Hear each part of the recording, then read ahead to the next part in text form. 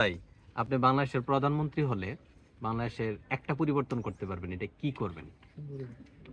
না, আমি বাংলাদেশের যদি প্রধানমন্ত্রী হই তাহলে আমি 3টা পরিবর্তন করব। নাম্বার 1, আমি এডুকেশন সিস্টেমকে চেঞ্জ করব। নাম্বার 2, এডুকেশন সিস্টেমকে চেঞ্জ করব। নাম্বার 3, এডুকেশন সিস্টেমকে চেঞ্জ করব। যদি প্রধানমন্ত্রী হই তাহলে আমি এই দেশের মানুষের মনোভাব পরিবর্তন করার চেষ্টা করব। সবাইকে আমি চেষ্টা করব ম্যানার শেখানোর জন্য।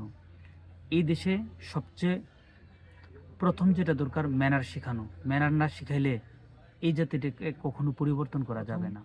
স্কুল থেকে প্রাইমারি লেভেল থেকে শিখাতে চাই যে কিভাবে তারা রাস্তা দিয়ে হাঁটবে, কিভাবে একজন আরেকজনকে সামনে এগিয়ে দেবে, টিম ওয়ার্ক, এগুলো আগে করতে চাই।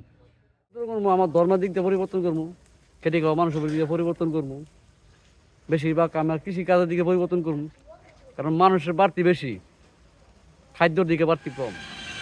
একটা পরিবর্তন বলতে যেমন ধরেন রাস্তাঘাটের উন্নতি, জনগণের উন্নতি, এই কাজ আর কি।